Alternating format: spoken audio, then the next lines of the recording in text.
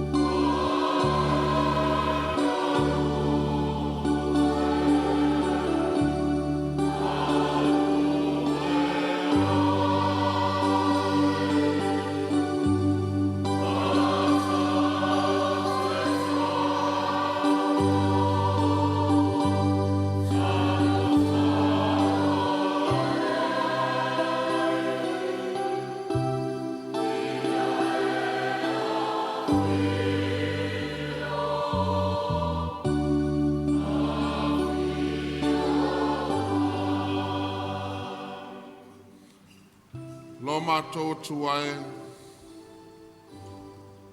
e pa ia pea ma mamalu la ua fio mai le vavau e o i le whavavau. A le winga leo lo Matau wola na e finangalo ai. Ina ia vea i Matau matangata e vi ia la ua fio iau ngā ruenga mamana umalawa. E mai so le ola ua e fōa i mai. E au ai ona Matau mutua vivi i la ua fio i le nganga ma le whamaon. Awa Matau mua i whalatalata atu i la ua fio. Na ia whamalingi mai lo nganga pa ia e whamamai na ai o Matau loto tā puai. Ia e tafi e sea Matau sori ngā tu la fono umalawa. Ina iaua nei tau sala ina i Matau iau luma. So Matau vai ma so Matau le ato toa. O Matau tatalo. Fa ato to mai Matau e lo nganga. Na ia Matau wofo ina ato ai pea le vi inga e tatawai. Na ia whapale ina ai la ufio e leo noa. O na lo suafa Yesu Keriso o Matau wole ma tatalo to e nei.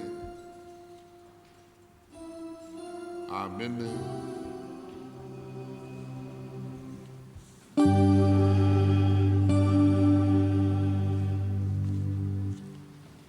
Tātou vi atu le tua li inga lima pese, tātou pese ai.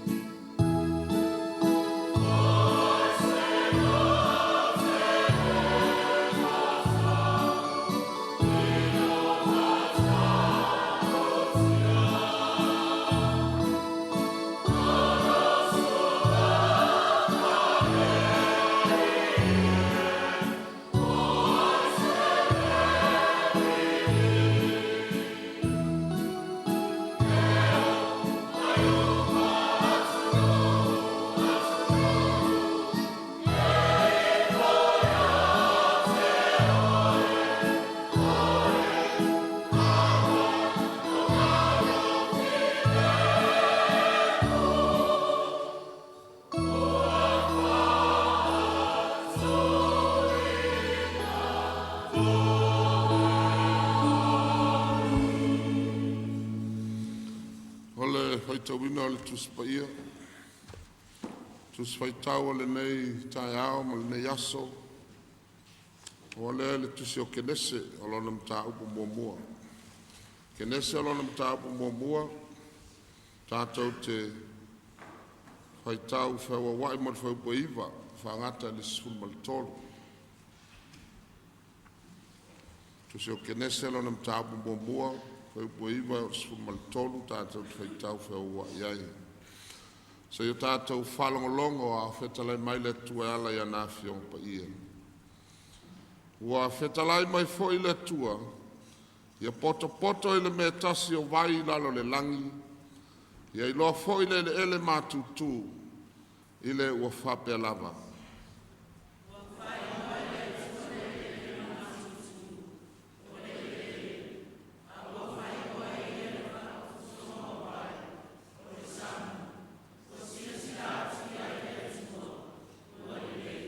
Ona whetalai mai lea o le tua, ia tupu le wao mua mai le ele, ma le la au afu e tupu ma o na fua, ma le la au e aina o na fua, e fua mai e taitasi ma lo na winga, o ia te ia lava o na fatu ilunga o le ele, i le ua whapea lava.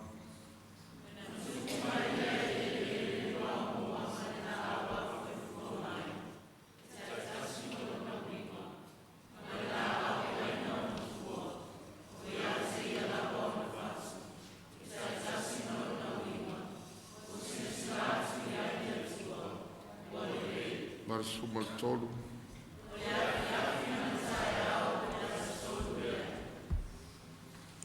Tusi mai le whangainga whau. Tusi la apostolo Paulo le kalesia i Efeso.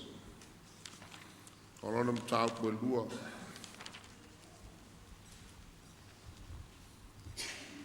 Efeso olona mtau kwe lua.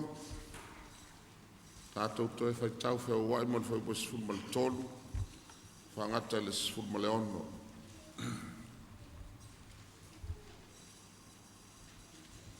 A ona po nei, ona o keriso Yesu, o o tau sa wawa mamao na mua, o whalata ina mai ai le toto o keriso.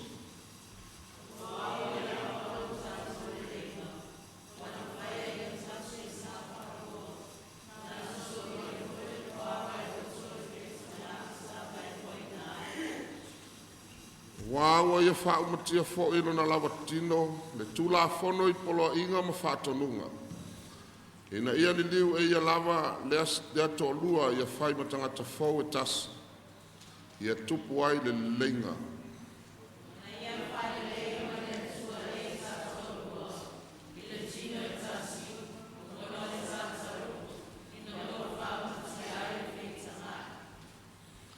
Ia whamania mai le tua le tātou whaitau le tuspa ia. E mese le tātou whalongolongo le whetalai mai ala ia nā whionga pa ia. Ma ia tūma watu I le tua lo na lava vi inga. Nei masa umai o I le whawawau. Amen. Tātou toi pese le tua le vi inga se lau tau suma lima.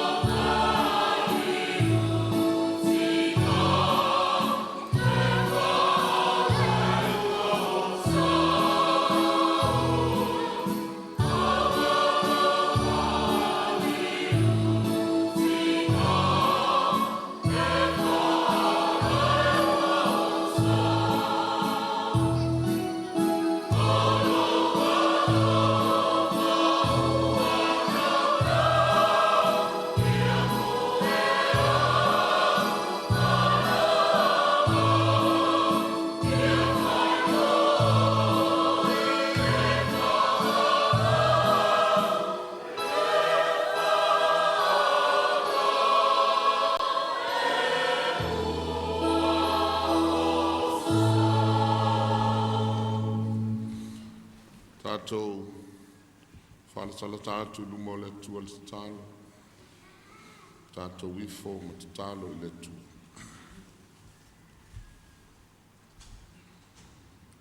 Lo mātou tua sisire se. Le ovi inga ma whane tanga o malava.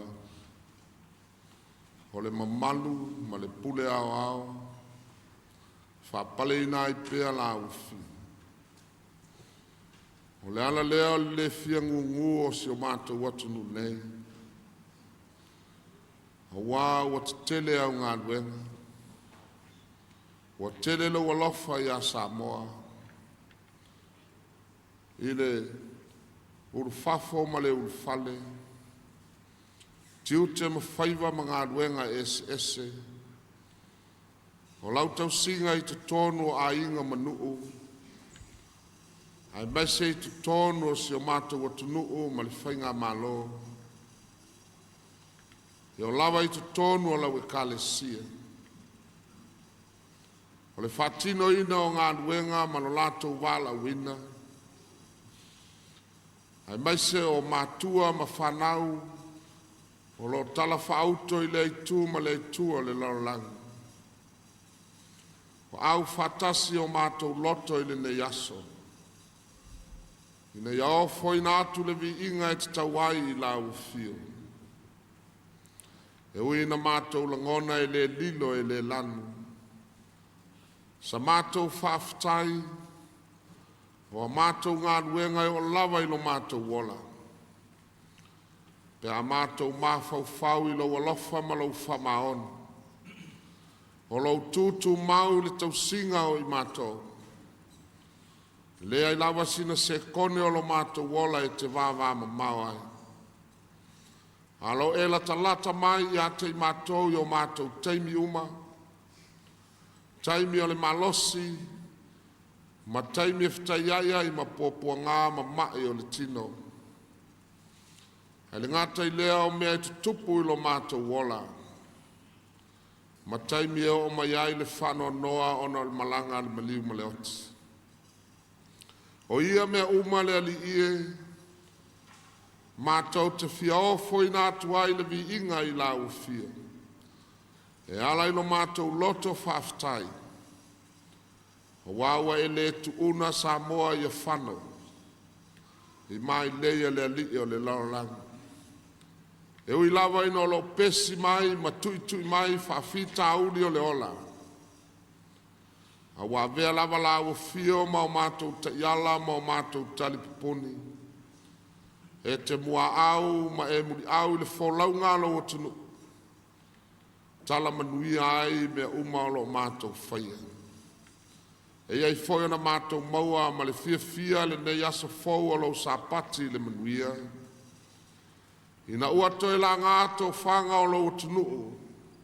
O le tāpua inga na o mātou ta māma tina mātutua.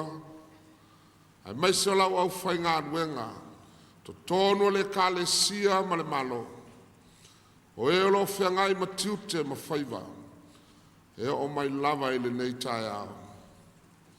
O mātou whaftai le tua. Wa alo tau tōlua ina i mātou le ngā ruenga mana lo nganga pa ia. O lo fesoa soani tu aso lo mātou vai.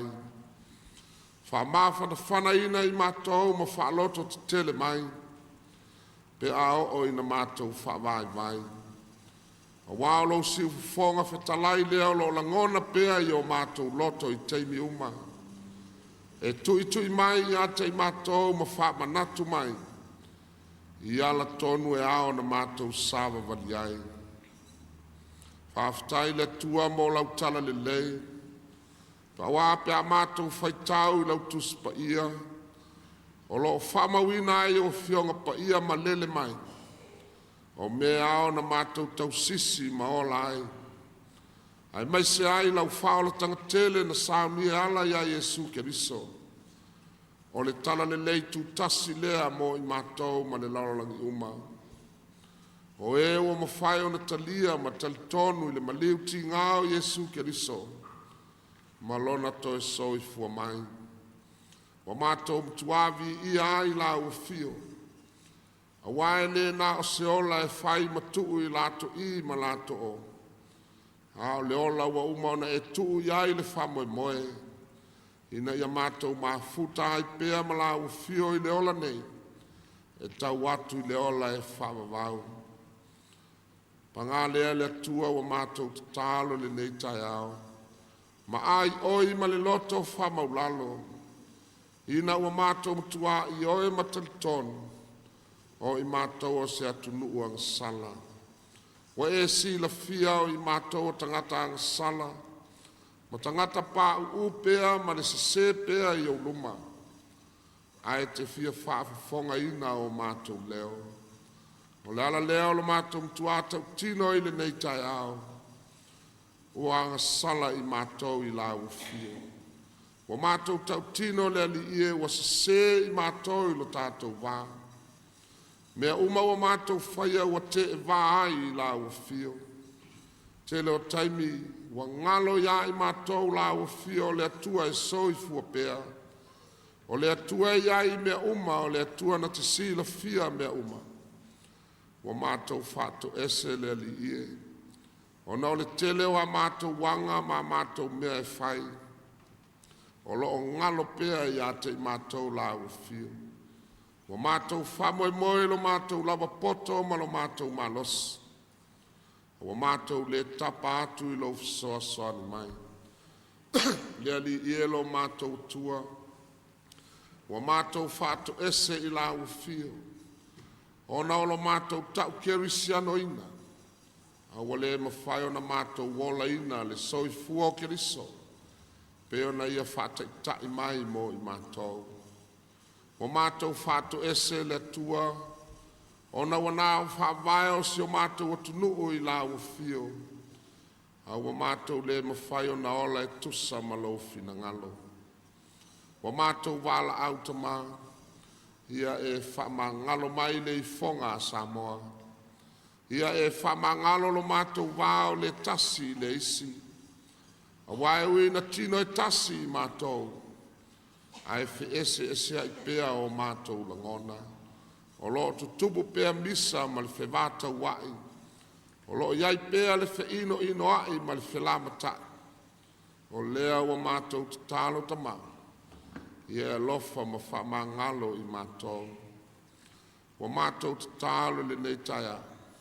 O le toto pa ia lava o Yesu Keriso na whamalingi ina. Mātou talitonu e ma ngalo ai Samoa.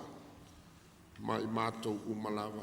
Tau lava ina ia mātou talia I le loto talitonu whamaoni. Wa umaona e tapena ma saunia le whaolatanga. Pe ona tongi o lei nai I mātou le soifua o lo lava alo pene. Wa mātou tatalo le nei tai ao le ali ie. O la ua fio lava e malie ai o mātou manao I mea le lei malava. O leo o mātou tatalo. Ia lo fangia lau whanau de la lang. O e o puapua ngā tia o lātou wola. O e o tau mia lātou wai atu tau. Mai lātou uma o e o sawa ina o no le pule malosi a le tangata. Ia e fesoa soani atu ia I lātou. Mātou manatua ma le alofa nai whanau o te tea ma o lātou mātua. Manai mātua o te tea ma lātou whanau. Ia whamao popo e lo wanganga o lātou wanganga. Wa mātou tatalo, whamanui atunu uma o le laulangi. Ai maise atunu o lo au mawai tangata o Samoa. Ia o ngā lo lātou tamau ainga. Ia o ngā lātou ngā ruenga. E fesoa soani mo I lātou. E tua I aina I o mātou tangata. Ai maise o le tautua ina mai o ainga manu. Ma lau ngā ruenga pa ia. Mātou tatalo ia e whamanuia. Atunu uma lo o whengai ma puapua ngā. Mai la tolo sa iri malo atu I la ufio. Alo tau mia o na o le pule nisi malo. Leli ia le tua. Mātou tatalo I le ne yasu. Ia e whamanuia I lunga o Samoa si o mātou atunu. E vai ma to ai titi ma ngao ngao. Ai mātou te wha moe moe lo mana, wha malo si ai Samoa. Ia e wha manuia lo na ngātai whale, wha manuia lo na lau ele malona ea. Ia e wha manuia tiute mga luenga māti na e uma, o lo tau mawhai ai si o mātou malo. Ia mawhai o na ola Samoa i le file mu o la o fio. Ia ola i wha manuianga uma o le alofa tu noa. Ina ia whaatupu ina i pēa le loto tel tonu i la o fio. Ua mātou te talo. Ia e whaamanuia whai ngā nu ese. Poulenga mamanu ali i mawhai pule i le anu o ma lea la le whanga. Ia to a file mu Samoa. Ona la lātou whatau tainga. Mātou wala au ma te talo. Ia e whaamanuia i te tonu o whale mai. Ma e o lo ta oto i te tonu a inga te tasi. Lango maluina o lātou tonga ti ngā. Whamanuia te tonu o whale a onga ese. E mese te tonu o kolisi whawhai whiau. Ia fia pēa Samoa i le ola o ina. Ina ia mau ai se atu nuu malosi ma le mautu. Ua mātou te talo. Whamanuia le tāwha tolu o le whainga maloa Samoa. I lātou uma o eo ngā rulue ai ma soala u pule ina mea i manuia ai Samoa. Ia tauto o lua lo lātou vai e lo wanganga. Ia iai le alofa i te tonu o le nei atunuu. Ia iai lo file mu i te tonu o Samoa. Ua mātou te talo. Whamanuia ma fio lo wanganga pa ia i te tonu o no whanga o le polonga o lo turi ai whasalanga. Ina ia o ngā mataua i lo lātou wola. Salamo ina ai i lātou. Ua mātou te talo. Whaamanuia lau e kale sia o au i Samoa ma le larangi uma. Le launga ina ma le tala ina o lau tala le lei. Ia mū pea loto o e whalongolongo. Ma ia mātou talia lava. Ia mau ai e Samoa le ola. Ua mātou te talo ta maa. Whaamanuia le tāpua i ngā lau atunu i le nei aso. Ina ia iai pea le nganga tau musu o la ufia. Ia e tele lava o mātou manao. E le umaona laulauina i au luma. Awa e sila fia mea e manuia ai Samoa mai mātou uma. Ia whai ai pea lau lava fina ngalo. Ai le o mātou loto. Wala mātou talo malawa i le suafa o Jesu Keriso. Lo mātou li ima lo mātou whaola. Amen. Tātou toe vi atu le tua le pese lua se lau malfitu. Lua se lau malfitu vi inga le tua.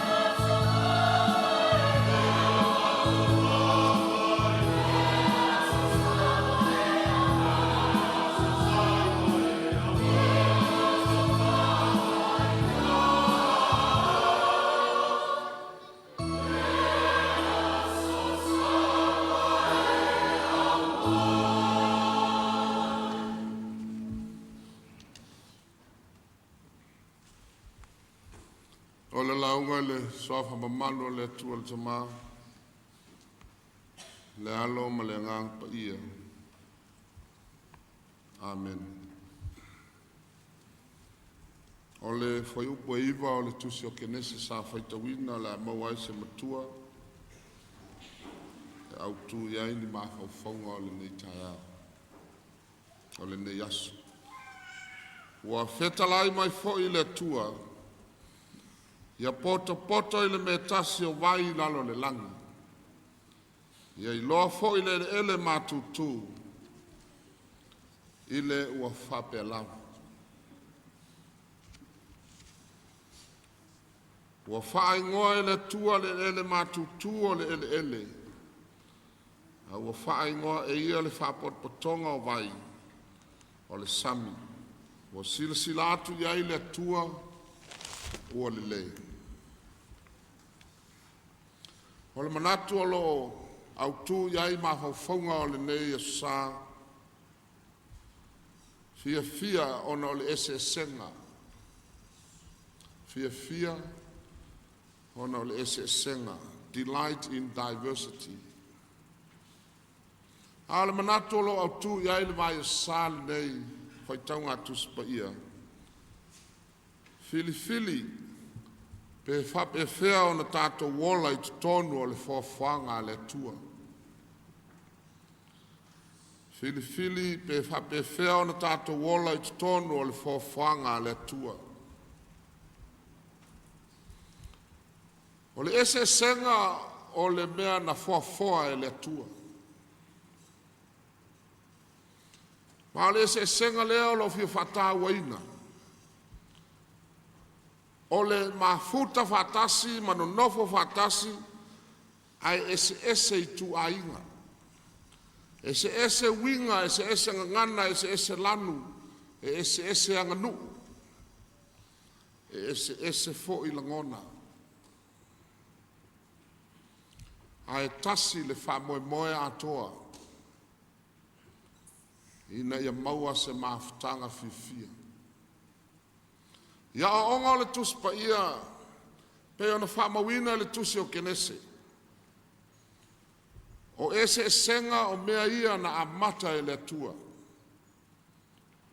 Pe ona ia mua i tuu le ese senga o le malama ma le pouliuli. Lona winga, na amata e le atua o na tuu matamanga mea umalawa o le lalolangi le amatanga.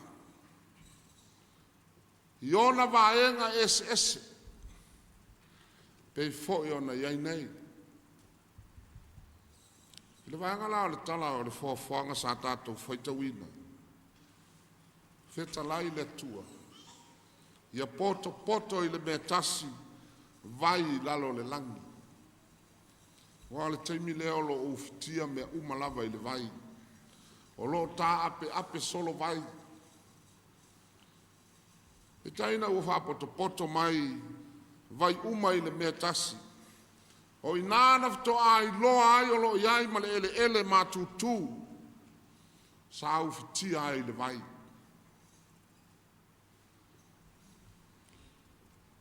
Le fisota ingala lea o le vai po le sami ma le ele Matautu.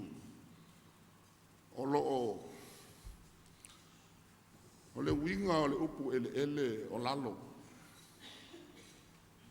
Lea na whaingoa e le tua. Whaingoa e le tua le whapolputonga o vai o le sami. O le upu sami. I lona winga lau tele e au fia ai vai tafe. O vai puna. O alia. Ma vai uma o iai tutonu o le lalolangi. E ona tā ua e le tustala o le whailaunga.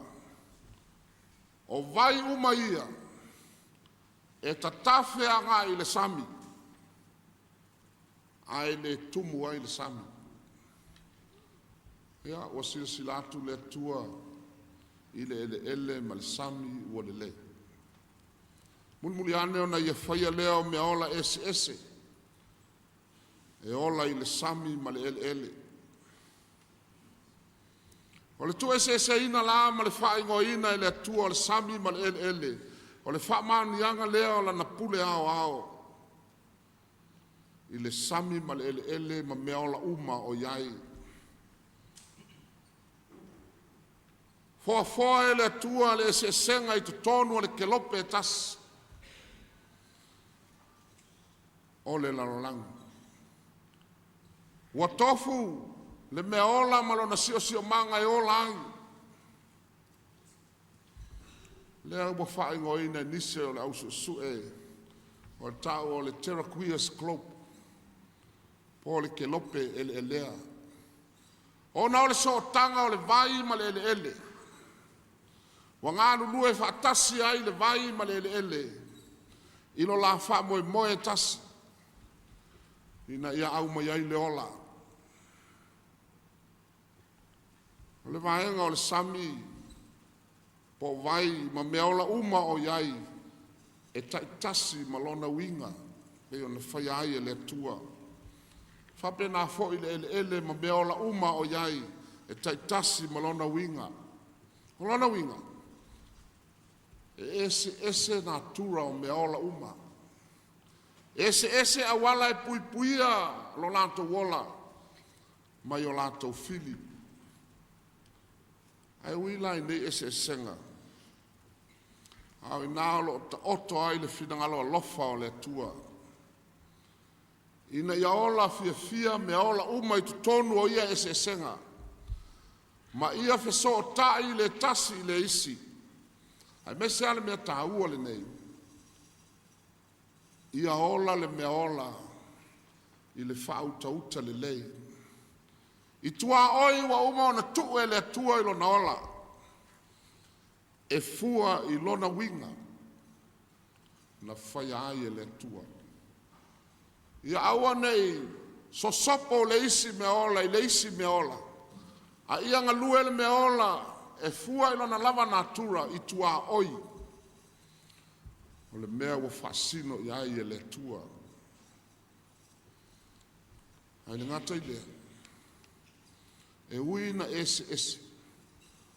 Ai mana mia se fisota inga fitau siai. I mea uma o le fuafuanga. O le fisiri la tātou te mawhau I ai Samoa. Whamatau ani fōlinga o le tātou lalolangi. Pe ana le whaia le atua le nei ese. Whamata le ase mea e tupu ia I tātou. Pe ana le wha ese ina le atua le sami ma le ele. O le ase mea e tupu pe ana o le sami ai le ese ele. Pe na o le ele foi ai le ese sami. Ai longa o tātou tau sami ni a mai sami. Pe tātou tau sami foi ni fua o le lau ele. A fua lai le vaenga o le langi o lo tātou wolai nei. Lea ta ua o le ele. O ina e te tau ena matuata li tonu lo tātou loto. O le fuafuanga, ma le wha ese ina e le atua o mea uma o le fuafuanga. Na wha nganga mo le tangata. O le mea upito tā ua lea. Na whaia le atua mea uma o le fuafuanga, ai wha nganga mo le soifua manuia o le tangata. E iloa wha pewhea. Ia, o tātou mauti noa, ele mwhan soifua se si tono le sami e pe o le atu lau. I le ma whaia o na soifua se tangata I to tono o le sami ma le vai. E le ma whai whai o na tātou wola fia. Pe a whai nā o manu lele ma la au.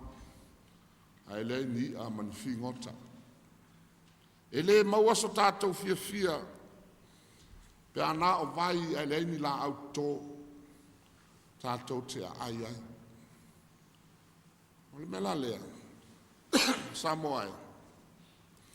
Wa ta tau na tātou matua whaafetai I le atua. I lona lofa mai. Wa na whai ai mea uma e whaanganga mo lo soifua mo lo wola. E awai ona tātou wola ma le fia I ese senga ua whaia e le atua. Ina ia mawhai ona tātou wola fia. Whātasi ma isi mea uma o le whawhanga o I le sami ma le ele. Whamoe tā ua o le atua mo lan tangata. O le a whaasoa I aila na pule. E wa ai ma leo ina ai ma tausia ma whatu mau le leo mea uma o le whawhanga. Man is a co-creator and caretaker. Ia I loa le tangata. Lo la va ma le na ina nei mea. A wai le ai ma se vaenga o le atua e to e sea pe whaopopo ina ono ni ese senga. A wao mea uma na whaofoa e atua e pūlea e le atua. E whaton tonu e le atua ma tausia e le atua e lona mana. E whaavae I le atua le lei ma lona alofa ato toa. Ai lautua nei mea uma. I le whatumu ina e le atua o le larolangi I le fia. Ha whai na whaofoa e le atua alofa. Le ese senga mo le sami ma le ele. E te tau ai ona matuaso solo ia la toto uma o le whaofoanga. Le alofa lea. A ia sili musa le tangata. E te tau ana matuaso solo ia la toto uma o le tangata ma ona musele uma. Le alofa o le atua. Ina ia mawhai ona ia so ina atuai le so tanga lea. I mea uma o le whawhanga. Po alawa I toi ngā ese senga. A ia mawhai ona so I fua le tangata. I so tanga o le alofa. Samoai. E le mawhai. E lea so tanga alofa. O na avea ai tātou ni atua. O lo tātou lava tiute. O le ofo I nātou le alofa o le atua I mea uma whaatasi ba isi uso a tagata. A e le avea ai tātou matua. O le fina ngalo o le atua. Ia ola fia mea uma I le larolangi I totonu ese senga na ia whaia. A e whamoe uma lea o langa fia. Ia te oe ma. O le lui tau la Samoa. Ia e fili. Pe whape whea ona e ola I totonu o le whawhanga le tua. Tātou fili. Pe whawhea ona tātou wola I totonu o le whawhanga le tua. O le filifilinga o pito siri ona sao ma le lei. Fia e ola I totonu ese senga. Ma le iloa. O loo iai le tua na ia whaia ese senga ia. Aua tātou te whameo I mea uma o le larolangi. Aia tātou mana tua le tua. Malona fina ngalo na mafu ayo na ia wha ese ina mea uma. Matu mata manga mea uma. Ina ia ilo ayo na pūlea le ola I le larolangi. O leanga sala matu ia lea le tangata. Wale mana o e ola fia I ese senga na whai e le tua. Aisea. Wa fia atua le tangata. Wa fia pule le tangata. Ma manatu e peise I o sana whawhanga. Awa ia ave ese le atua. Le mafu anga na wale eise alofa o le tangata. Wale mawhai aio na so e le tangata so tanga ia o le whawhanga. Ona ua manatu whapito le tangata ia te ia lau. E fia e whaonga e se senga na whai e le atua. Ai le fia I le atua na whai e se senga. E poto e whaonga mea uma ma le matanga o fio e se senga nei. Fia ai le ia. Ai le fia tapua I le atua. Fia ai fua o le whatoanga. ai le tal tonu i le tua. Le winga lea o le manatu. Te leo tangata na ana fia e whao ngā e se senga nei. Ai le fia i le tua. Mafua anga le nasa moa. Tātou te whiu e tau mawhai a maua se fia ato toa i Samoa e le mwhai. Tātou te whiu e tau mawhai e iai se file mua o ao i Samoa ma le lorolangi e le mwhai. Tātou te whiu e whaafealo whani Samoa e le mwhai. Aisa. Le anga e leo talia ato toa i Samoa le na ia whaia e se senga nei. Aolo tātou le fia i e se senga na whaia e le atua.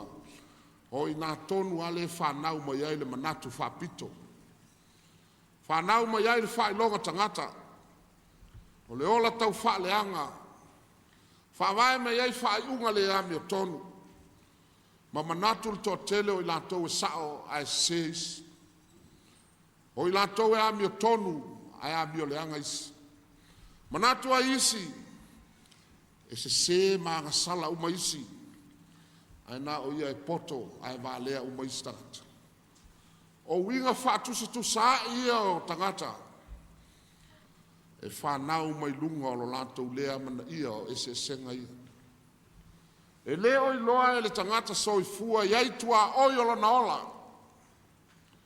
Na whaia ai e le atua. E le so ona so poloa ai langona ma manatu o isi. Ma whale au ngā ina ai langona o isi tangata. Wawa uma o na tuu e le atua. Mea uma i le laulangi e tofu malona winga. Tātou loa i le laulangi le malosi o le whailonga lana. Te leo whawhita audi o le laulangi e mafua.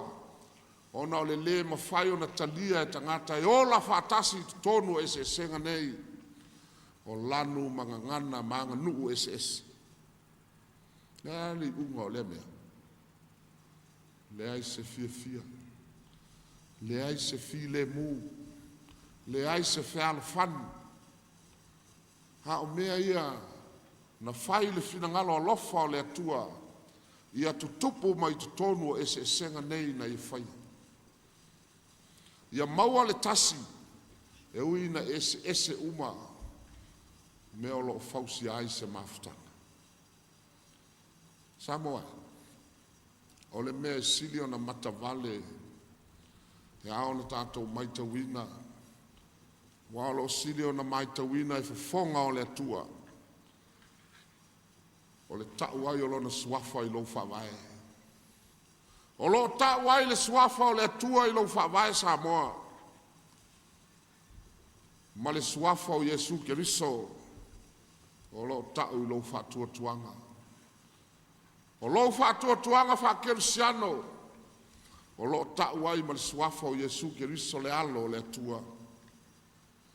Ala me le tupu. O lo o iai pea fōringa mata ngā o ti Apollo.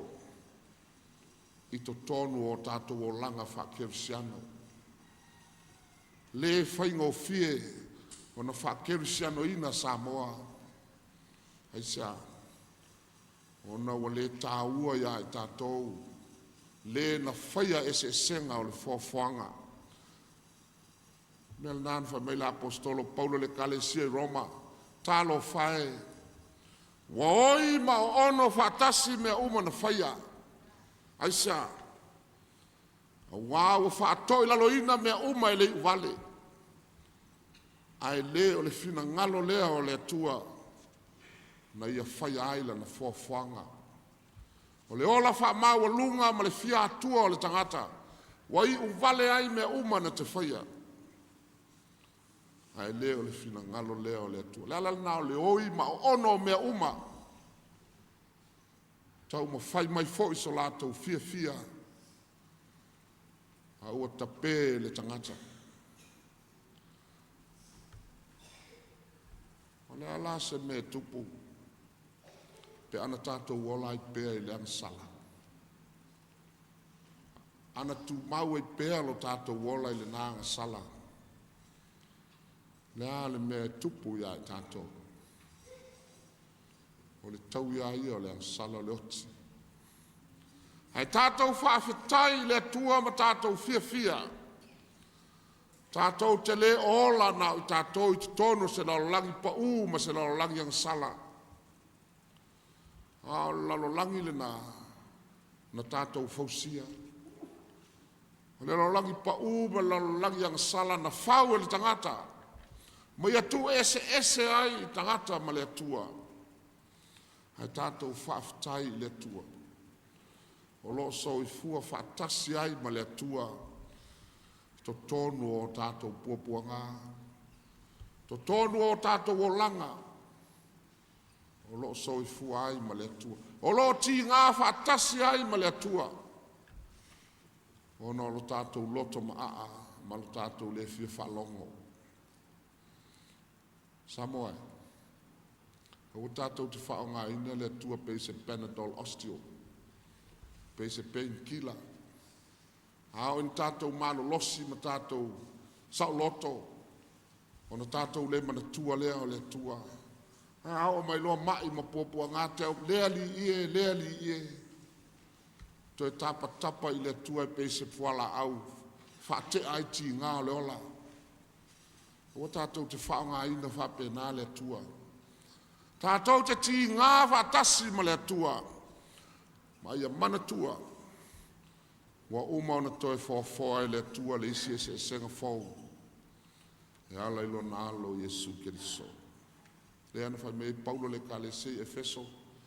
Sa tātou wāwā ma mao na mua ona o le angsala.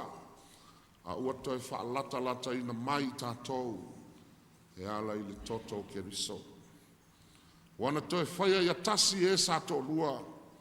Mana solo ia le pāwai loto le wheitangai. Sa vai lua ina ai tātou. O leto iaise iuteia. Leto iaise eleni po se nu ese. A ua tasi tangata uma ia Keriso. O toi whau ele tua le isi ese senga.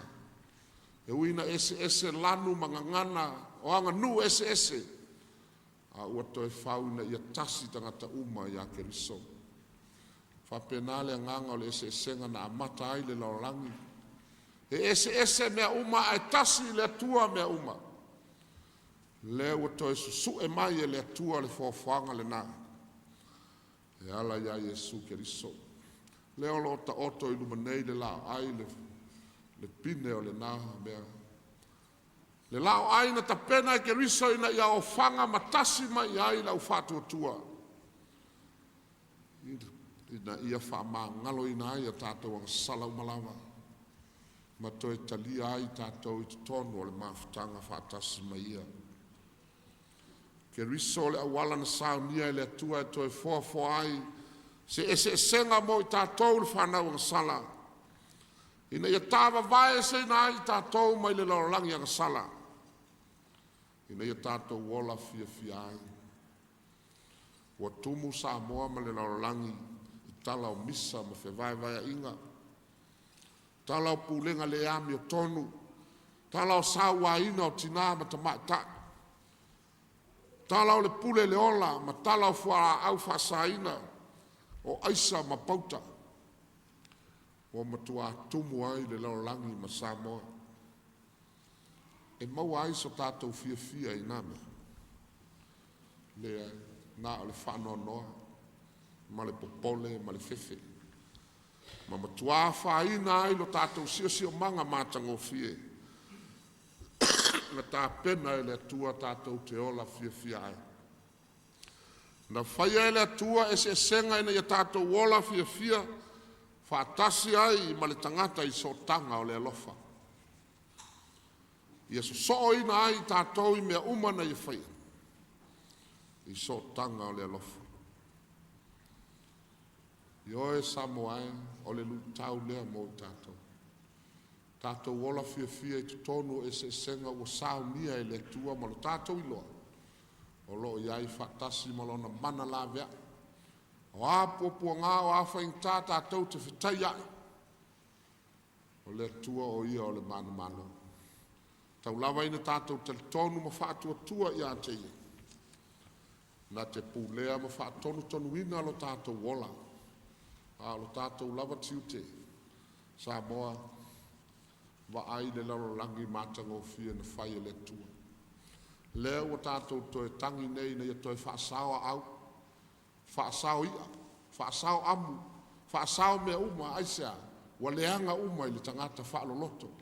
Ma le tangata fia pule. Wa whaaleanga ina le tangata mea uma. Na whaia e le tua. Ia whaamanuia mai le tua. Ia nā whionga o tātou whaalolongo ai. Tu mawatu ia te elo na lava vi inga. Nei se ia o ili whaalolau. Ele leo mea uma.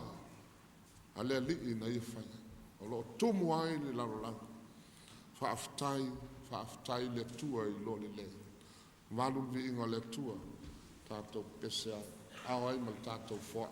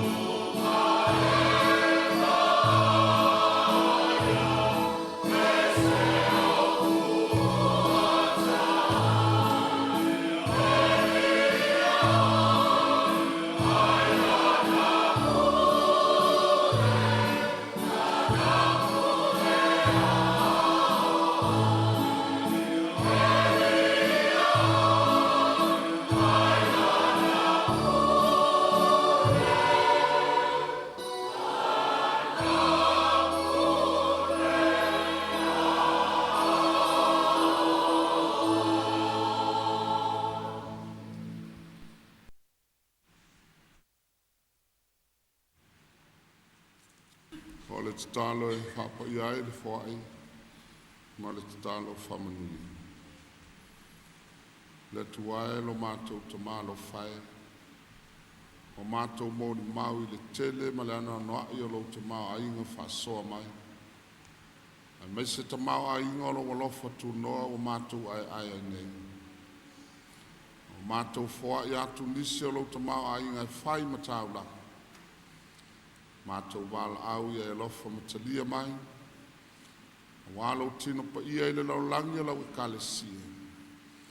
Na ia taua ngā ina I pea o tangata. Pātasi maltalo ia e whamanuia mo I lato uma na fōina. Ai maise le talo lo manuia ma lo file mu. Na walofa muti muti vale. Ai maise le mafutanga pātasi ma lo nganga pa ia. Na ia tu mau I lunga o Samoa. Ia tu mau I lunga o ana tama whanau so stuli mano le lauranga. Ma lau whanau le laurangi atoa. Ia o I le whawawau lava.